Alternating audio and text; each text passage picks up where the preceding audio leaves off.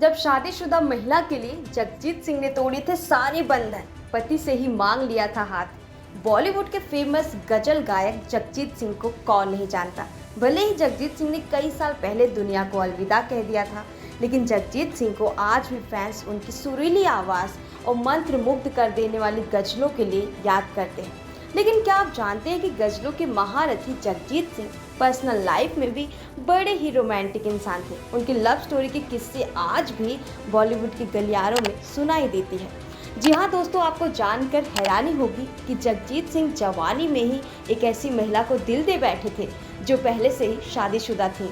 लेकिन कहते हैं ना कि प्यार अगर सच्चा हो तो रास्ते में आने वाली हर मुश्किल आसान हो जाती है। ऐसा ही कुछ हुआ था जगजीत सिंह के साथ।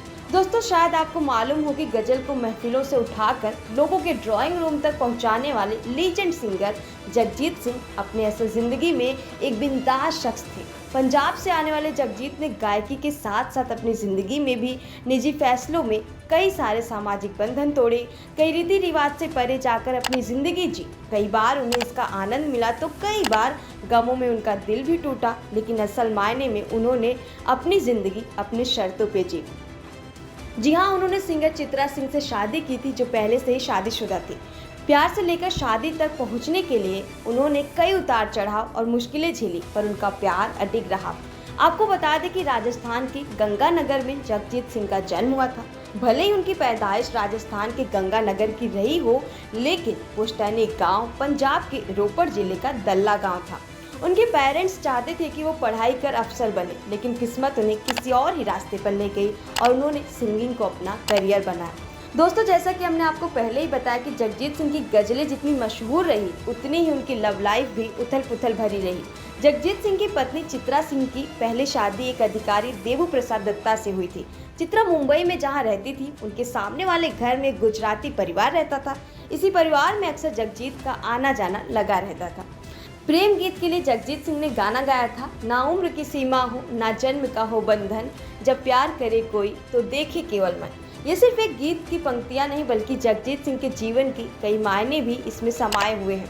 जी हाँ दोस्तों, आपको जानकर हैरानी होगी कि जिस वक्त चित्रा से जगजीत को प्यार हुआ, उस वक्त वो शादीशुदा थी, किसी की पत्नी थी, एक बच्चे की माँ थी।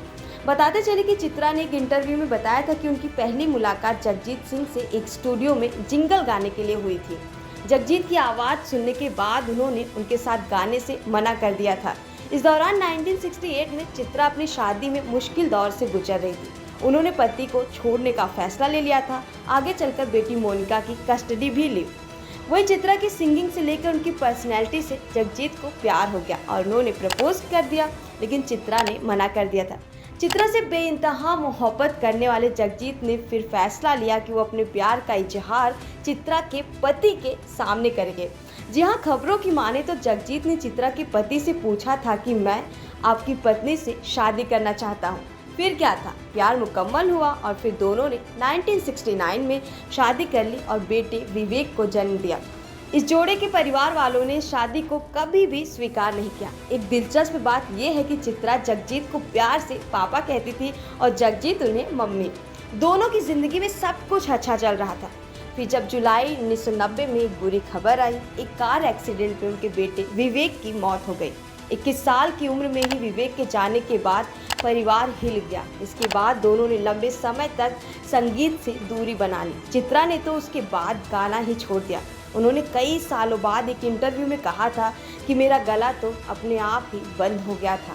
दोस्तों, आपकी जानकारी के लिए बता दें कि जगजीत सिंह ने अपने करियर में तुमको देखा तो ख्याल आया, होठों से छू लो तुम इतना जो मुस्कुरा रहे हो, झुकी झुकी सी नज़र जैसी कई यादगार गजलें गाई जो आज भी लोग सुनना पसंद करते हैं।